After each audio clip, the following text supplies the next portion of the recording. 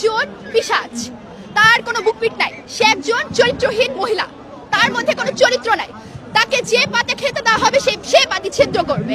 জিয়াউর রহমান যখন তাকে দেশে সুযোগ দিয়েছিল, সে কি করেছে? রয়ের সাহায্যে জিয়াউর রহমানকে হত্যা করেছে। তাকে এরশাদ সুযোগ দিয়েছিল, তাদের সাথে কি করেছে? সেম কাহিনী করেছে। জামায়াত ইসলামী তাকে এখন সুযোগ দিতে চাচ্ছে।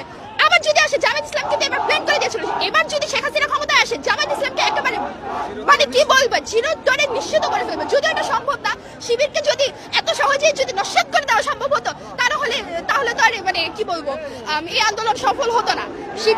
কিন্তু শিবিরকে নস্যাৎ করা সম্ভব না, কিন্তু তারা কিন্তু চেষ্টা করেছে। এখন দেখেন, বাংলাদেশের সংবিধান যদি আমরা মেনে থাকি, শেখ হাসিনা কিন্তু দেশে আনা সম্ভব। সংবিধান অনুযায়ী সে একজন ক্রিমিনাল, শেখ হাসিনা একজন গণহত্যাকারী। শেখ হাসিনা হেফাজত ইসলামীকে ব্লেন্ড করেছে, শুধু মারেনি। ছাত্র সমাজে আমি এখানে আন্দোলনে ছিলাম, জামাত ইসলামকে ঠিক করে দেওয়ার জন্য ধন্যবাদ। আমি 18 জুলাই ধানমন্ডিতে ছিলাম, আমি তখনও ভার্সিটিতে ভর্তি হইনি, এখন আমি ভার্সিটিতে আছি। আমি দেখেছি আমার চোখের সামনে কিভাবে আমার ভাইয়াদেরকে ঠিকই কলেজে পড়তে ওই সময়টাতে সমানে জবাই করে হত্যা করা হয়েছে ছাত্রলীগকে দিয়ে। আমি নিচে লুকানো ছিলাম।